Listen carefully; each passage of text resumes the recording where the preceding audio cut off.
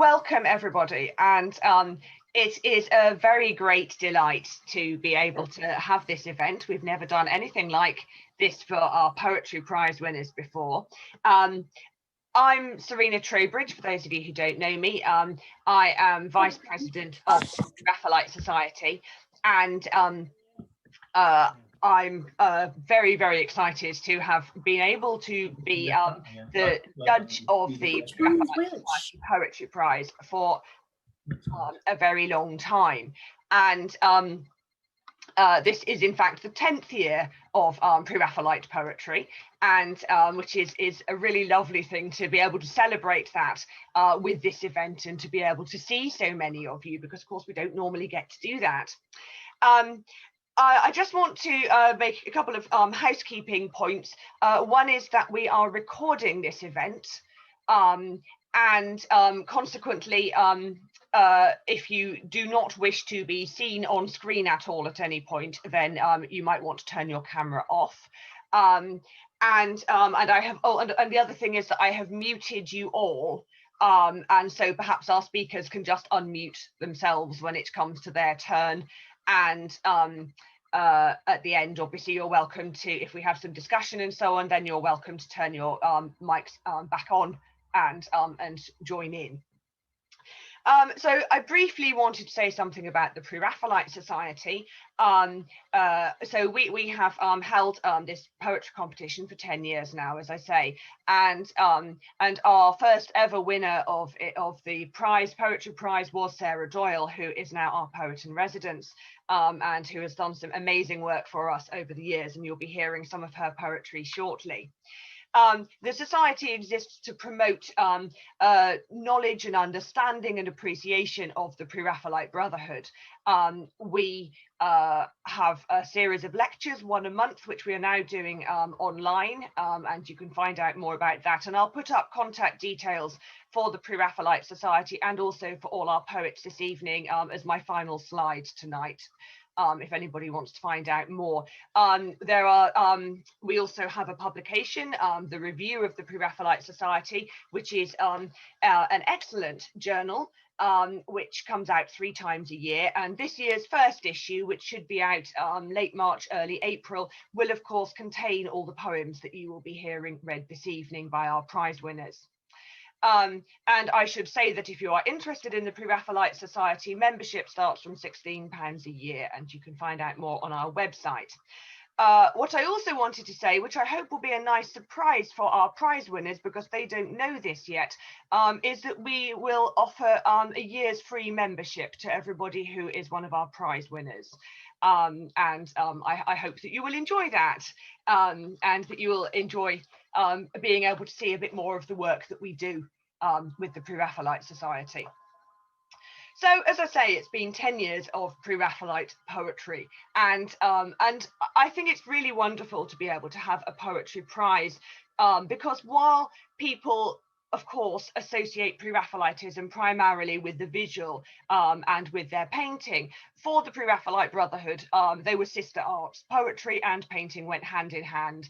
And so the inspirations for the Pre-Raphaelite Brotherhood are very much the inspirations that poets find today, of course, and that our poets that we'll be reading today have already discovered. Things like nature, injustice in society, other art and poetry, the world around them, the things you would expect. And there's a huge amount of diversity in Pre-Raphaelite poetry as well, which has been very well critically explored over the last couple of decades. And all of that is reflected in the poems that you will be hearing today. And for me, it is judging the prize along with Sarah Doyle. I think the greatest pleasure is to see the ways in which these ideas are interpreted in contemporary poetry. So I am going to stop talking now, except to introduce Sarah Doyle.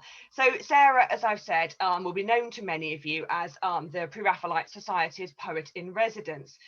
She's co-author of Dreaming Spheres, Poems of the Solar System in 2014, and her poetry has been displayed in exhibition spaces, set to music, illustrated and broadcast on the radio. She's been published in numerous magazines, webzines and anthologies, with poetry appearing most recently in Wild Court, Dust Poetry, Poetry Birmingham, Ink, Sweat and Tears, Finished Creatures, Anthropocene Poetry and the Places of Poetry anthology. Sarah has been placed in over 40 competitions, winning Wolverhampton Literature Festival's poetry competition and Holland Park Press's Brexit in Poetry 2019. And she was runner-up in the Keats Shelley Poetry Prize in 2019 and the Keats Shelley Essay Prize in 2020. She was highly commended in the Ginkgo Prize for Eco Poetry and in the Forward Prizes in 2018. Sarah's co-editor of Humenagerie, an anthology from Avonvale Press, which was shortlisted for a British Fantasy Award in 2019. She holds an MA in Creative Writing from Royal Holloway College, University of London, and she's currently researching a PhD on the poetics of meteorology at Birmingham City University, and I have the pleasure of being one of her supervisors for that. A pamphlet of collage poems, Something So Wild and New in This Feeling, inspired by Dorothy Wordsworth's journals, is due from V Press in March 2021. Sarah works as a freelance manuscript critique provider, and you can find out more on her website, which is sarahdoyle.co.uk, and I'll make sure that her Twitter handle is available to you all at the end. So I'm just going to share my screen now, I hope. There we go, and I'm going to hand over to Sarah now to read her first poem.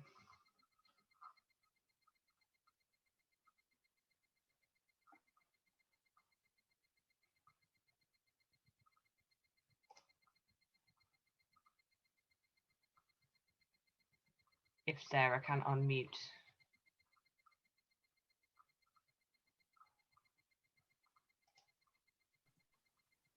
Thank you. I wanted to say that it's been a great privilege for me to be the Poetry Society's Poet in Residence for the last 9.5 years. And it's inspired me to write so many poems that I wouldn't have done otherwise. So in that way, the poems are very much the PRS's gift to me as much as they are my gift to the PRS. I'm going to start with reading a poem that was a commission, an early commission for the Pre-Raphaelite Society. I was asked to attend the 2012 Pre-Raphaelite Victorian Avant-Garde exhibition at Tate Britain and to write about whichever work most inspired me. Amongst galleries of riches, I was drawn again and again to Rossetti's small self-portrait, drawn when he was a very young man. The picture was hung in the centre of several other sketched portraits and self-portraits, reminding me forcibly of the composition of Rossetti's later painting, The Beloved, in which a bride's face is centralised and surrounded by the faces of her attendants. I've chosen to read the poem this evening, partly because it contains so many important figures within the Pre-Raphaelite movement, and partly because it considers the nature of viewing art, which for me is always an intimate and interactive experience, as I imagine the artist occupying the same space as me in front of the work they've created. On viewing Rossetti's self-portrait, Tate Britain, October 2012. So this is what your mirror saw. Is this the very gaze that met you at the start and at the end of all your days, that glimpsed the secrets of your soul and knew your private ways? I see your pencil bring to life an eye, an ear, a lip. I search for hidden meaning in your curling collar tip and marvel at your artistry and easy penmanship. I linger in your company, reluctant to depart, constructing here my own beloved, with you its beating heart, surrounded by a garland formed of modest works of art.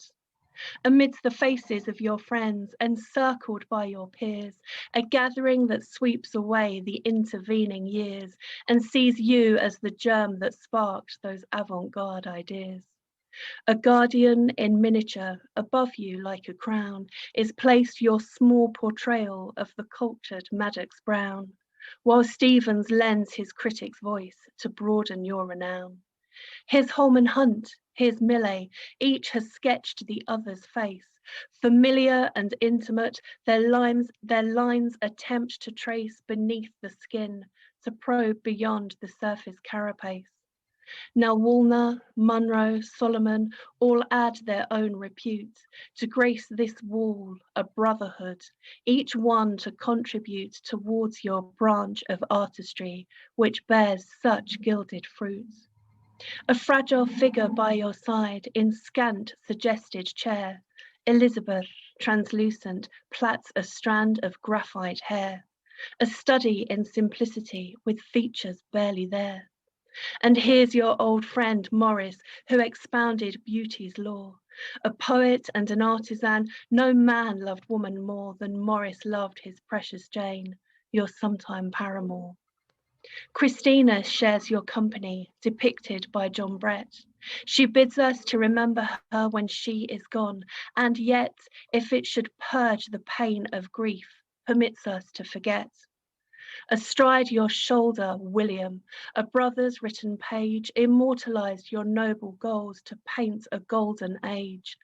Still, all the while, my eyes seek yours and cannot disengage.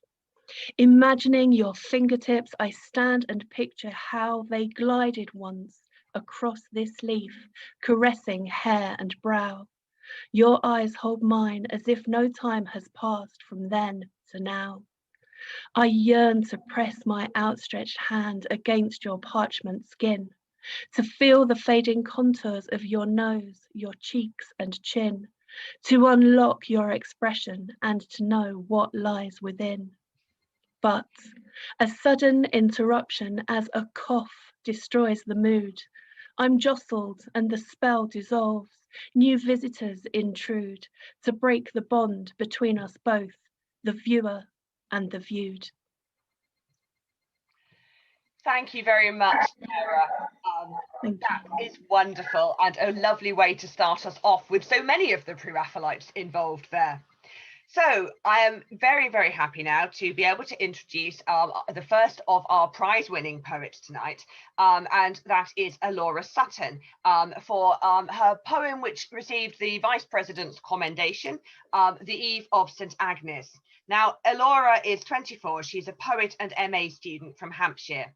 Her work has been published by Young Poets Network, Poetry News, 14 Poems, Poetry Birmingham Literary Journal, and The Cannon's Mouth, amongst others. She won the inaugural Poetry Society and Artlist Art to Poetry Prize and was shortlisted for the 2020 Bridport Prize. Her debut chapbook, All the Shades of Grief, is out now from Nightingale and Sparrow. Now, I just wanted to briefly say something about this poem, which I chose as my commendation, because I was particularly struck here by the extraordinarily vivid poem, which it's very restrained in its use of words and description, and yet it presents some very striking and unusual metaphors, a skinned moon and the mirror takes her by the cheek. Elora describes the painting as sinister, and I agree that the hint of what might be lurking in the darkness is summed up perfectly by her poem. So I will pass you over to Elora. Hello, thank you for such a lovely introduction.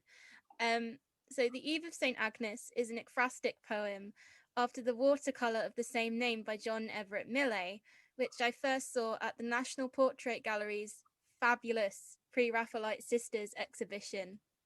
It's a beautiful painting, of course, but one that feels to me at least a little bit sinister, which I wanted to reflect in this poem, also playing with ideas of the enchanted interior often found in Victorian art.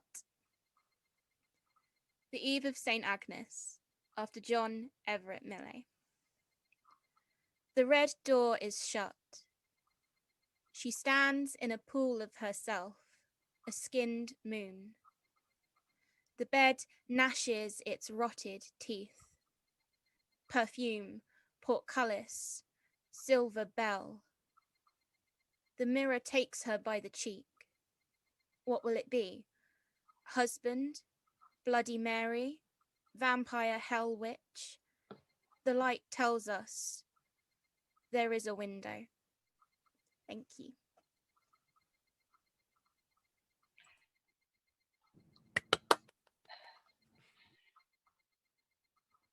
Thank you, Elora. Right, Sarah, can I pass to you for the next introduction? You can indeed. I get now to speak a little about my Poet in Residence's commendation, which is Marigolds by Jo Brandon. Taking its inspiration from two Rossetti paintings that share floral symbolism, a colour palette and a muse, this poem speaks in the voice of, and for me is very much an homage to, Fanny Cornforth. I was enchanted by the poem's original and sparkling vocabulary and impressed by how rich and sensory it was in its image making. Brimming with broader pre-Raphaelite references, the poem considers the domestic dynamics between Cornforth and Rossetti and draws skillful comparisons between unexpressed grief and the intimacy of unseen private spaces. And I'm going to tell you a little bit about Jo in order to introduce her. Jo Brandon was born in 1986 and is based in West Yorkshire. Jo has a pamphlet, Phobia, and two full-length collections, The Learned Goose, 2015, and Cures, 2021, all with Valley Press. Jo's poetry has been published widely in magazines including The North, Butcher's Dog, Magma, Popshot, Brittle Star, and Emma Press anthologies. Jo is a former editor of Cadaverine and was Bradford Literature Festival's first digital poet in residence. And as well as reading her commended poem, she will also read her poem Naples 1770. So with many congratulations, I'm handing over to Jo. Oh, thank you so much, Sarah, for that lovely introduction and for selecting the poem. So thank you very much. So yes, the poem that got commended is called Marigolds, and it's lovely to see the two paintings on the slide there side by side actually. So I'll read it. Marigolds. My mother called them merry-goes, sensed it through by saying anyone going past was sure to be made merry by such bright faces. She said I too was her scatter smile blossom. Don't let bees hover too near, her finger playfully drooping my bottom lip, like dew-bowed flower heads. When I was older, she no longer touched my face but warned, hands busied with work. A once kissed mouth makes them think of nothing but kissing. The marigold sprays and bunches in this cold half home that I know to the bones from cinder to ceiling, are set on mantelpiece and sill, a tussy-mussy of mourning cards. He likes the brevity of their language, if not their hue. Marigolds to comfort the heart, marigolds for sorrow, a gloom of flora to condole with him, to wilt away, starved of the sun they merry mum. I can parrot his talk, but I think he's read them wrong. Surely they should draw him out, not be cloistered in. Soon their brittle husks drooped like narcissus over deep carpet, searching for their blooming selves, or else slipped down into a vase fug of rot mill ponds, held in stems of glass that tip at a lingering look, or china pots thin-skinned as new grief. All this unadmired in unvisited rooms. Unseen, I lip-sweep fresh-cut posies, petals soft as the down of lingering bees.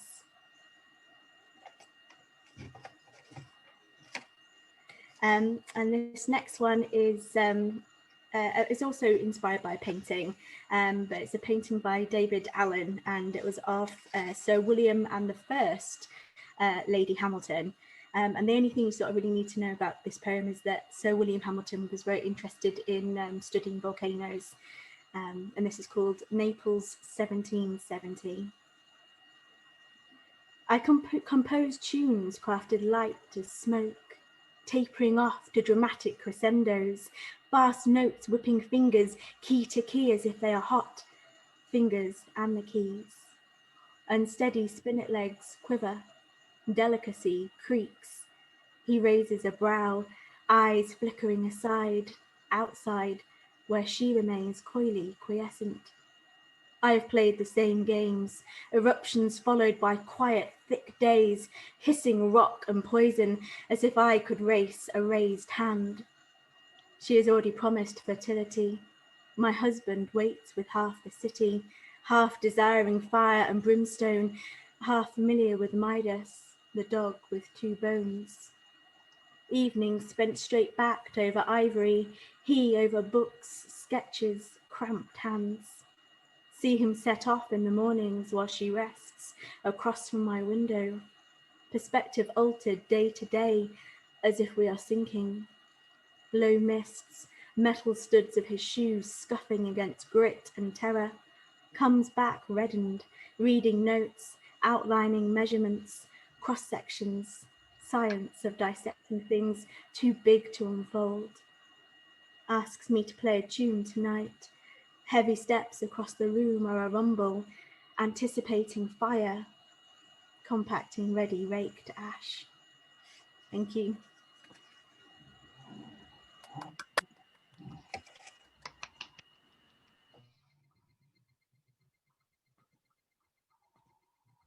Thank you, Jo. That was absolutely fantastic. 2 really vivid and beautifully read poems. Well, we now come to our 3rd placed winner, and I have the great pleasure of introducing both poem and poet. So our 3rd placed winner is Lady Godiva Culls the Herd by Jack Cooper. Here is the poem that revels in its own storytelling, with a barely suppressed glee bubbling beneath its deadpan register. The poet's deft creation of suspense is achieved through the silence established in the poem's opening line, and is maintained throughout until that motif is repeated at the poem's conclusion. Brilliantly animating the painting from which it takes its inspiration, the poem contains an exhilarating unease of what nextness, as it takes the reader or listener on its journey through streets where each window is an open throat. A member of Coventry Stanza, Jack has been published by Young Poets Network, Popshot and Under the Radar. He is a member of the Dynamo Poetry Mentoring Scheme run by Nine Arches Press and Writing West Midlands, and the BBC Words First Development Scheme with Young Identity. He is undertaking a PhD in embryonic cell migration at the University of Warwick, and can often be found on Twitter, where he tweets as Jack Cooper 666. And Jack will also read his poem, The Dream of the Fisherman's Wife. So with great pleasure and many congratulations, I'm handing the floor over to Jack Cooper. That was the nicest introduction I've ever received. I'm going to need that written down so I can share it. And I always say this, but the 666, it is actually my birth date, and I was 14, so I'm not trying to be very controversial. But, okay, yeah, so I live in Coventry, and obviously Lady Godiva, I just see her everywhere. Like on my commute to work, I see her in a mural, in 2 pubs, a massage parlor, a statue. So she's really seeped into my writing since moving here. And in the legend, she begs the Earl, her husband, to reduce the tax, which is very onerous on the citizens. And he basically asks her to humiliate herself, thinking that she would never do it. He says, fine, I'll do what you want if you parade yourself naked throughout the city in front of our citizens. But in the original legend, she asks the citizens of Coventry to hide away in their houses and to shut their windows and not to look. And the one person who ignores that is struck blind by God. And I thought, I wrote this during a lockdown when Coventry was meant to be shut down. We were all meant to be in our houses. We weren't going for the city centre. We weren't all necessarily doing that. So it just married. So I'll start with the quote from Grafton's Chronicle, which is available online for free. Wonderful resource. At that day and time that she should ride, which was made certain unto them, that straight commandment should be given throughout all the city, that every person should shut in their houses and windows, and none so hardy look out into the streets, nor remain in the streets upon a great pain. She came to the city in silence, the lady and her horse, pale as engraved glass, goose-skinned, hooves sinking into tarmac from their terrible weight. She wore her hair like a ruin wears a street lamp, every century showing. She came round the corner of Cuckoo Lane, languorous. She came to Broadgate, Every door open for business, each window an open throat. The first person to catch her eye plunged to the pavement. The lady and her horse stepped over the body with the slimmest sliver of a smile, the fingernail spat from spoiling lips. She rode through the city in silence, and everywhere the dead.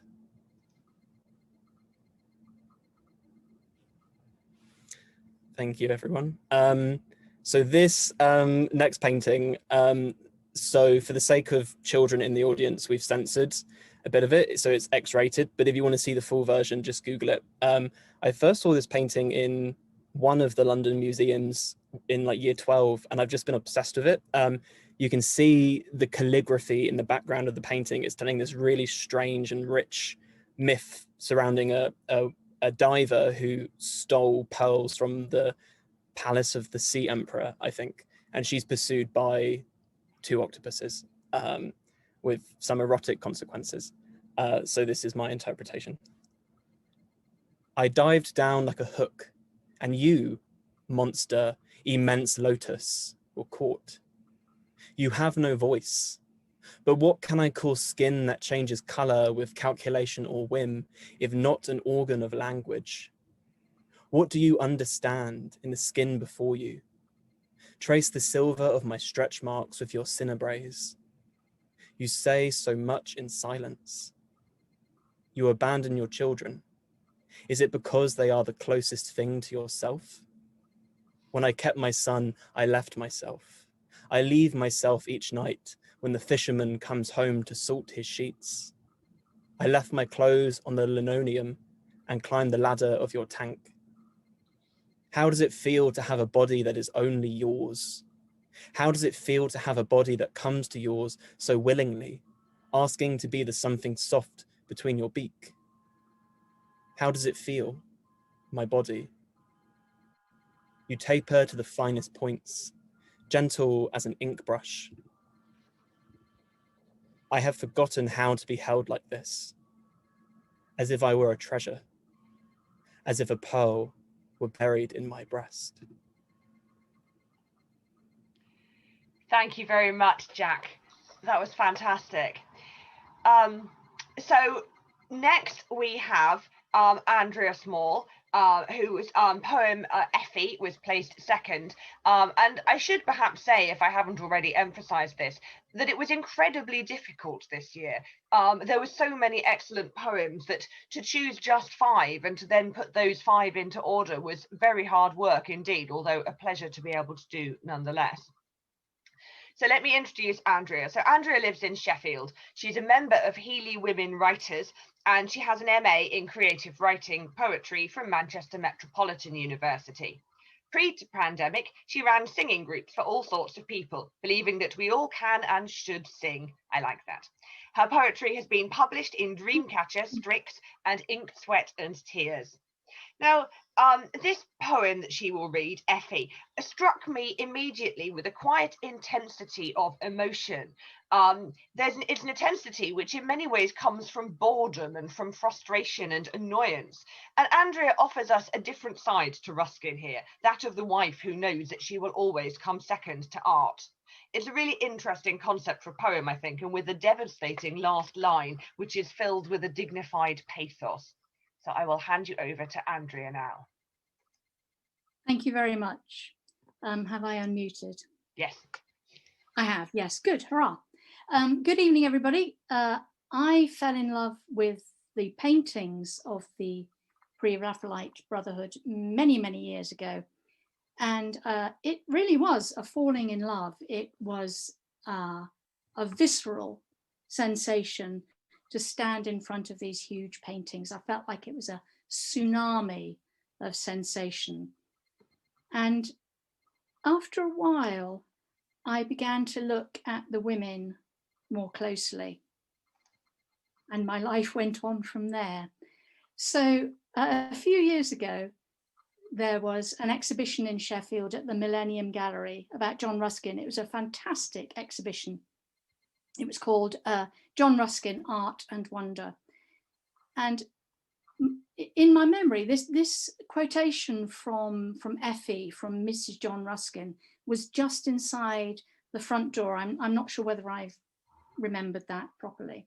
So I'll give you the quotation of her words, which were written on their, or relating to their honeymoon in Venice, when all Ruskin wanted to do was to write the Stones of Venice. Nothing interrupts him. He is seen either with a black cloth over his head, taking daguerreotypes, or climbing about the capitals covered with dust, or else cobwebs. Effie, after Mrs. John Ruskin. Nothing interrupts him. Day after day, I trail behind him in the hot dust, needing rest, water, the lavatory, as he stands before another corner of another building, filling yet another page in his notebook. How I hate it.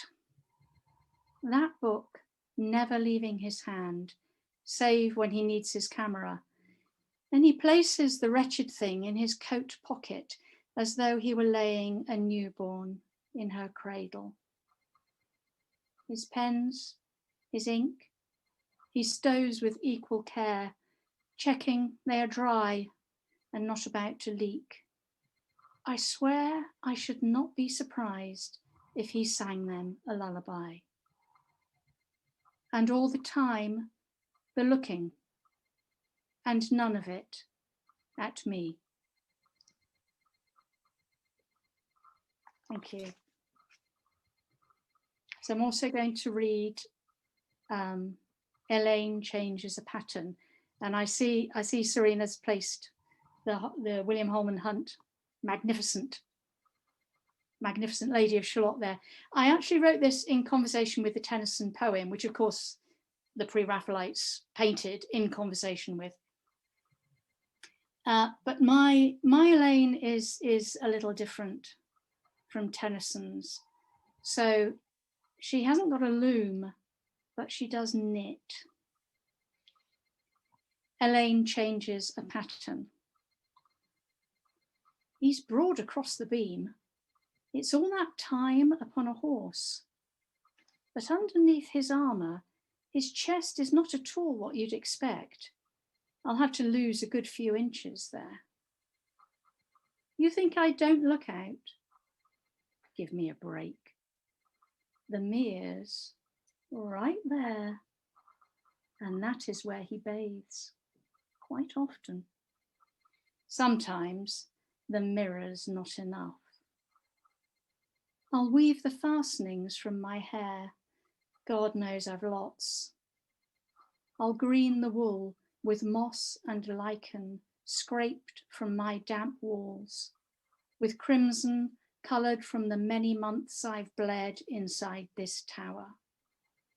The boat is packed. The wool is spun. It's time. Thank you.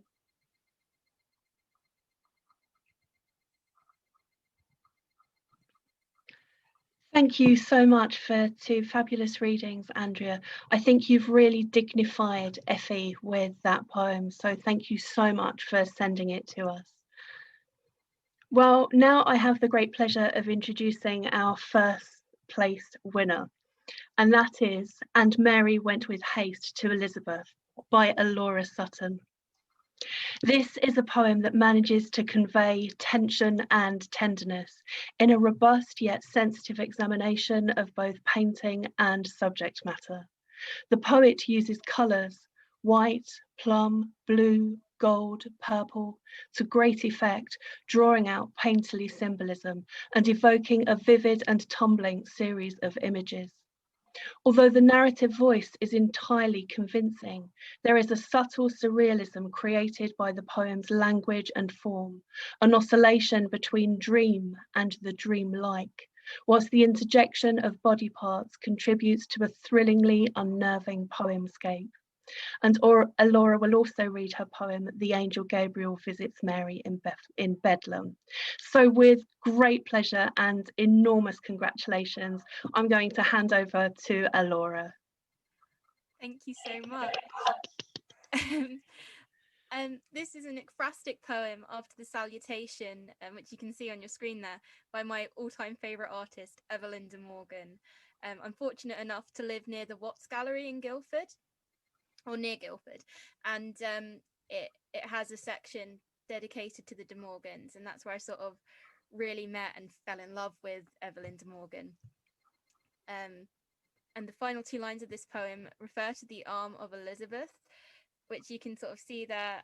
I thought it sort of looked like part of the landscape, which is the wasteland landscape in the background of the picture. And this is, and Mary went with haste to Elizabeth. Neck, shoulder, elbow. Forgive me for touching, but nowadays I have to check. I keep having these dreams where I am an embryo sewn up inside my own body by a seam of white lilies. Oh, you are so real, moss and plum. I woke up this morning, blue, my head on a gold platter. I walked this far like a candle, fingers, nose, eyes, tallow down my sides. I walked barefoot under those weird trees. Dirt refused me. Thorns castrated themselves. Sister, is it your arm or a purple mountain? Thank you. Thank you. The second poem I'd like to read is another one in the voice of Mary, this time in response to Dante Gabriel Rossetti's depiction of the Annunciation in his painting Ecce Ancilla Domini. I'm not sure if I pronounced that right. And what I really love about the Pre-Raphaelites in general is how they're quite realistic in their portrayals of biblical characters, which from my understanding was something that they were frowned upon for. And I just think it's really interesting that they make, especially Mary, seem more human. So this is The Angel Gabriel Visits Mary in Bedlam, after Dante Gabriel Rossetti. Look at the dove, so wide, a suicide against the wall. Wrap it up in the blue cloth. I've been keeping it unwrinkled for such a purpose. Long blue tongue of heaven, little feathers. I want to wash my hair. Confession, I sang the dove in. They're going to cut my hair for copper coins. Sacrificial blade of my scalp. He comes in and I know he is flat and naked. His burning ankles gristle of barbed wire. They took my bones away. Like the dove, lighter than air, I want to wash my hair. He holds out a wired jaw of lilies, 2 starburst and 1 unbroken, and I tell him, no. Doctor's note, she has been speaking in tongues again. My shift is a grubby, devout face over my legs, my knees, their blue is lunar. He's still there, his broken jaw in the act of mending. His hair is so clean I can't see the door. Its greased handle. I can miracle wine from my nose. His lilies are so white they are blue. I tell him no, and offer him the dove instead, wrapped up. He smiles. All he wanted was a little broken body, a pale, thing to take all the stains of his mannishness, to char by the sparks of his ankles. He swallows the door after himself. The lilies have some Latin name that cuts my throat to say. Open blue window. There's a song my mother sang. Do you want to hear it? Thank you. Thank you, Elora.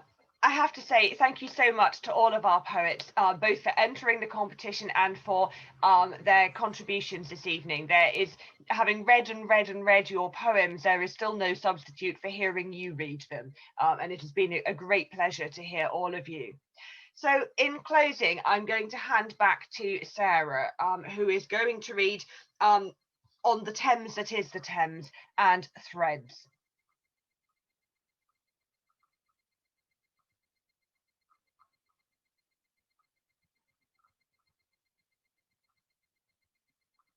Thank you, Serena. It has been a wonderful evening. And I do completely echo Serena's sentiments that it was incredibly difficult for us this year. And we had such riches from which to choose. And it was a great privilege to read so many poems that just about didn't make it into the top 5. But if we were choosing 10 poems, we could have done, and quite happily. So thank you all. This poem is inspired by one of my favourite Pre-Raphaelite protagonists, and that's William Morris and his family. In 1880, the Morris family travelled by houseboat, the Ark, on the Thames from their London home, Kelmscott House in Hammersmith, to their Oxfordshire home, Kelmscott Manor. This poem contains the names of 8 Morris designs named after Thames tributaries. Can you spot them all? Here we were on the Thames that is the Thames, amidst the down-like country and all cockneydom left far behind, and it was jolly, William Morris. On the Thames that is the Thames. Kelmscott to Kelmscott, house to manor, borne by the water's shushing windrush, the Ark splits the Thames along its length. Imagine a family 2 by 2, parents and daughters, all stitched with the same silver blue threads. Imagine how the weight of their bodies, their cargo of dreams, is spread, even load, through the wooden chambers of the boat's heart. Hear the rise and fall of gentle rocking song beneath them. Cradle, cradle. What pattern work must have been printed briefly onto the meniscus as they passed? A stylized ripple of petals, a wandle of bramble and vine making a lee below their bow. Imagine the travellers suspended midway between banks, their craft a brown leaf on green stem, craning westway. The river asks nothing of them, seeks news from nowhere as its accent rolls from glottal-stopped Cockney to Loddon soft burr. You will soon be home. Thames sings to itself as much as to those it carries. You will soon be home from home. Thank you. And I'm going to finish with a poem that was written the year before that. So that poem was inspired by a wonderful exhibition about Morris and the Thames at the River and Rowing Museum in Henley. And it's making me nostalgic to remember those heady days of when we could actually go to museums and galleries. This was inspired and again written for the Pre-Raphaelite Society the year before in 2018.